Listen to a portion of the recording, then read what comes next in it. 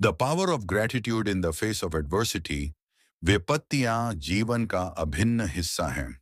हर व्यक्ति अपने जीवन में किसी न किसी रूप में कठिनाइयों का सामना करता है, चाहे वह आर्थिक संकट हो, स्वास्थ्य संबंधी परेशानी, रिश्तों में दरार या मानसिक तनाव। इन परिस्थितियों में मनुष्य के अंदर नकारात्मकता, निराशा और अवसाद घर कर लेते हैं। लेकिन ऐसी विषम स्थितियों में भी एक अद्भुत शक्ति होती है, कृतज्ञता, जो न केवल मानसिक संतुलन बनाए रखने में मदद करती है, बल्कि इंसान को आंतरिक रूप से और भी अधिक मजबूत बना देती है।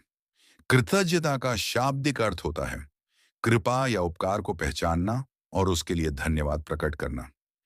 यह एक भाव है जो व्यक्ति को अपने जीवन में मिली अच्छाइयों को पहचानने और उनकी सराहना करने की प्रेरणा देता है। जब हम कृतज्ञ रहते हैं, तब हम केवल सफलताओं के लिए ही नहीं, बल्कि संघर्षों और चुनौतियों के लिए भी आभार व्यक्त करना सीखते हैं, क्योंकि वही हमें आत्मिक रूप से विकसित करते हैं।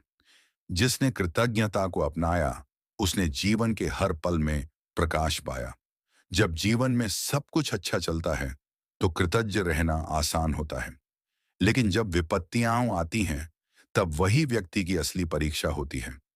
विपत्ति में कृतज्ञ रहना कोई स्वाभाविक प्रतिक्रिया नहीं होती, ये एक साधना है।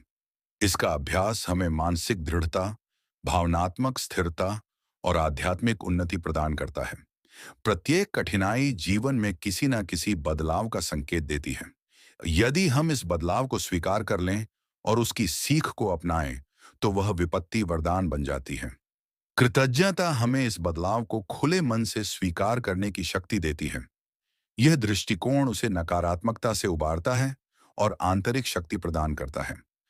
आजकल तनाव, चिंता और अवसाद जैसी समस्याएं आम हो गई हैं। वैज्ञानिक शोधों से सिद्ध हुआ है कि नियमित रूप से कृतज्ञता प्रकट करने से मानसिक स्वास्थ्य बेहतर होता है, नींद अच्छी आती है और आत्मसंतुष्टि की भावना बढ़ती है।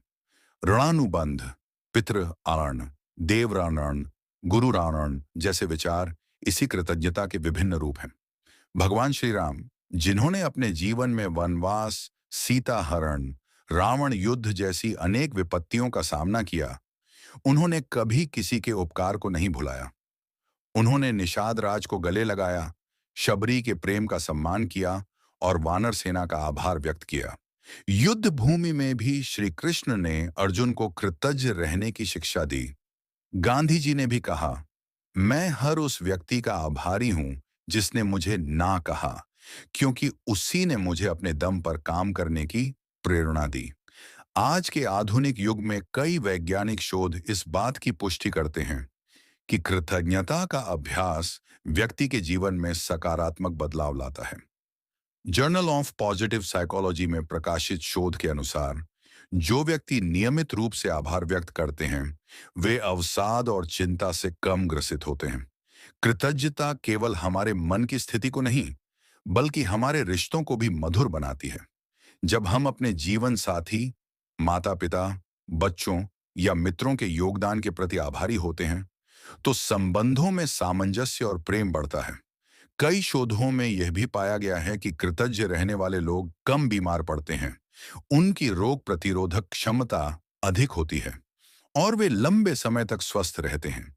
छोटी छोटी बातों पर भी धन्यवाद कहें, जैसे भोजन परोसने वाले को, सफाई करने वाले को, परिवार के सदस्य को। हर समस्या में यह सोचें, इससे मैं क्या सीख सकता हूं। जब सीख दिखने लगती है, तो पीड़ा कम हो जाती है। प्रत्येक दिन कुछ समय मौन बैठकर अपने जीवन के सकारात्मक पक्षों पर चिंतन करें। जन्म से दृष्टिहीन और बधिर होने के बावजूद हेलेन केलर ने कभी अपनी कमियों को कोसा नहीं। वे अपनी शिक्षिका एनी सुलिवन के प्रति हमेशा कृतज्ञ रहीं। उन्होंने कहा, मैं आभारी हूं अपनी अक्षमताओं के लिए, क्योंकि उन्हीं ने मुझे जीवन का असली उद्देश्य सिखाया। मैन सर्च फॉर मीनिंग के लेखक विक्टर फ्रैंकल, जो एक होलोकॉस्ट पीड़ित थे, उन्होंने भी यातना शिविरों में रहते हुए कृतज्ञता को जीवन का आधार बनाया। उनका मानना था, जब हमारे पास सब कुछ छिन जाता है, तब भी हमारे पास अपने दृष्टिकोण को चुनने की स्वतंत्रता होती है। कृतज्ञता कोई साधारण भावना नहीं है, यह एक जीवन शैली है। ये हमें सिखाती है कि जब हमारे पास सब कुछ हो तब हम प्रसन्न रहें, और जब कुछ भी ना हो तब भी हम शांत रहें। विपत्ति में कृतज्ञ रहने वाला व्यक्ति ही वास्तव में आत्मिक रूप से परिपक्व होता है। वह हर चुनौती को आशीर्वाद मानता है, हर क्षण में अवसर देखता है और हर कठिनाई में ईश्वर की योजना को समझने की कोशिश करता है। जो व्यक्ति हर हाल में आभारी रहता है, वह सच्चे अर्थों में विजेता होता है। आज से ही जीवन में कृतज्ञता को अपनाइए। अपने भीतर और बाहर दोनों में सकारात्मक बदलाव महसूस कीजिए। जब आप विपत्तियों में भी आभार प्रकट कर पाएंगे, तब आप जान जाएंगे कि सच्ची शक्ति आपके भीतर ही है। धन्यवाद कहना न भूलें, क्योंकि यही शब्द जीवन को सुंदर बना देता है। अगर आपको यह विषय रोचक लगा हो या आपको इस विषय पर और भी जानकारी चाहिए, तो कमेंट करें और वीडियो को लाइक करें, शेयर करें और हमारे चैनल को सब्सक्राइब करना न भूलें। धन्यवाद।